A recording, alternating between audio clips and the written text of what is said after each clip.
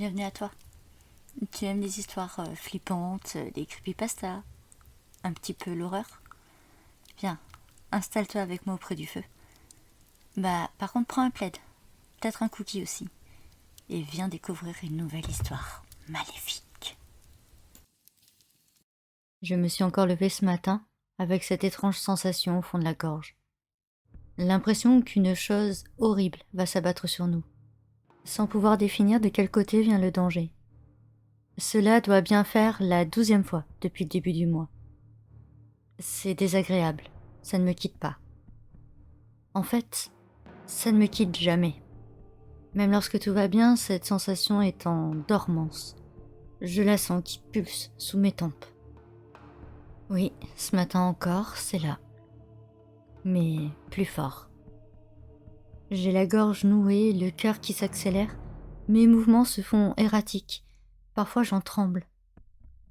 Direction le magasin. 3 mois que je suis responsable de cette supérette dans un quartier à risque. Personne ne voulait de cet emploi car le trafic de stupéfiants y bat son plein. Ici, on achète sa dope en même temps que son paquet de pâtes. Mais que puis-je y faire? Les flics ont déserté depuis longtemps.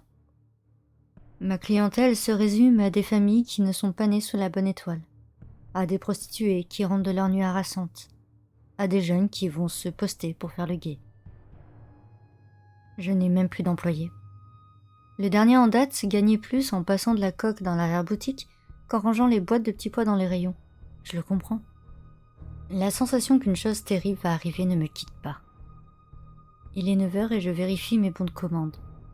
La machine à café est encore en panne. Je regarde Elliot, mon livreur, déposant la marchandise derrière ma caisse. Des paquets de bonbons, quelques gâteaux, 2 panières de légumes. Le compte est bon. Je le vois qui grommelle. En principe, je lui offre volontiers une tasse de breuvage noir. Mais ce matin, elle devra faire 100. 10h40. La sensation d'angoisse se fait plus forte. Elle pulse à présent dans tout mon corps. Mes premiers clients s'amassent dans mes pauvres rayons. Une jeune femme réprimande son fils de 4 ans, mais il n'en a que faire. Il touche à tous les minuteurs. Je soupire. D'ici quelques minutes, une fanfare de sonnerie va retentir, mais je n'ai pas la force de tout remettre en ordre. Eh bien tant pis, ça sonnera. Un jeune, casquette vissée à l'envers, me tend un CV. Il cherche un job pour l'été. Je lui souris et lui dis que je regarderai ça. À peine a-t-il franchi la porte qu'un grand frère du quartier fond sur lui. Je jette le CV. Pour sûr, il est déjà embauché par l'homme qui vient de lui parler. 14h20. J'ai la tête qui tourne et des points brillants volent devant mes yeux. La sensation est encore plus agressive. L'angoisse m'étouffe. Je pars dans mon bureau quelques instants pour prendre un cachet. Des coups de feu retentissent.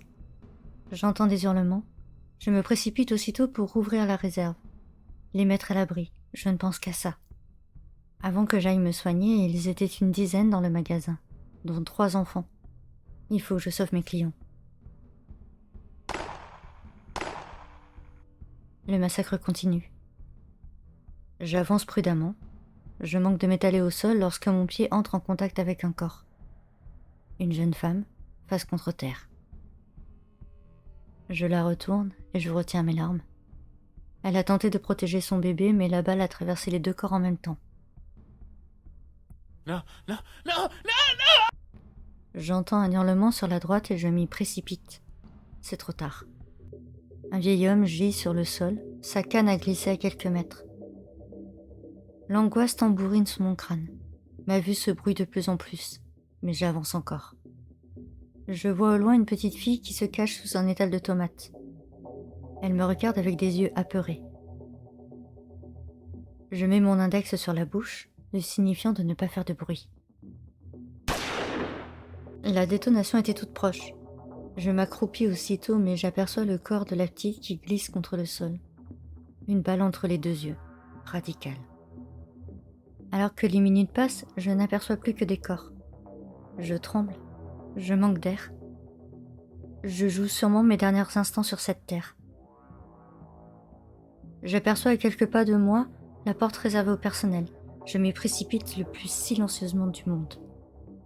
Et alors que je me calfeutre enfin dans les sanitaires, loin des balles de ce tueur fou, j'aperçois mon reflet dans le miroir. Les coups de feu se sont arrêtés de l'autre côté de la porte, et pour cause. Mon visage est rouge, j'ai le souffle court, ma tenue de travail est tachée d'éclaboussures de sang. Je prends conscience que cette sensation d'angoisse me quitte enfin. La chose terrible qui m'étouffait depuis tant de jours, c'était moi, et moi seule. Alors que mes yeux se voilent de larmes, mon fusil semi-automatique me glisse d'entre les mains. Au loin, j'entends les sirènes qui résonnent.